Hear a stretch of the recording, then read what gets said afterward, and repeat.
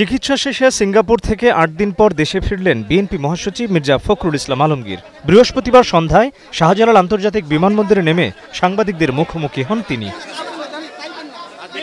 জামায়াতসহ কয়েকটি দলের পিআর পদ্ধতিতে নির্বাচন সহ নানা দাবিতে বিক্ষোভ সমাবেশ নিয়ে তার মত, আলোচনা অব্যাহত রেখে এমন কর্মসূচি অহেতুক, তা গণতন্ত্রের জন্য শুভ হবে না।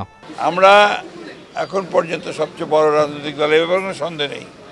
আমরা কিন্তু এখন পর্যন্ত কোনো ইস্যুতে এই আফটার দিস চেঞ্জ, এই পরিবর্তনের পরে কিন্তু আমরা কোনো ইস্যুতেই রাজপথে আসি।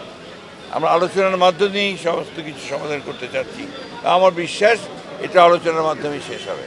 আলোচনা চলছিল, আলোচনা চলা অবস্থায় এই ধরনের কর্মসূচির অর্থই হচ্ছে যে একটা অহেতুক একটা চাপ সৃষ্টি করা, যেটা আমি মনে করি যে গণতন্ত্রের জন্য শুভ নয় এবং সঠিক সিদ্ধান্ত নেওয়ার ব্যাপারেও শুভ নয়।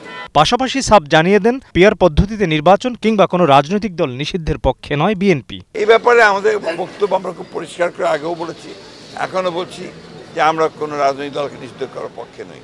আমরা পিআরের পক্ষে নই, কারণ আমরা মনে করি যে বাংলাদেশের পিআরের কোনো প্রয়োজনীয়তা নাই। জাতিসংঘের সাধারণ অধিবেশনে প্রধান উপদেষ্টার সফর সঙ্গে হওয়া প্রসঙ্গে জানান, দেশের সিদ্ধান্ত রাজনৈতিক দলগুলোকে ঐক্যবদ্ধভাবে আলোচনার মাধ্যমেই নিতে হবে।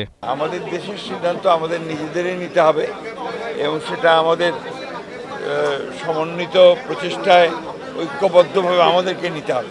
Mohammad Hussain, Star News, Dhaka.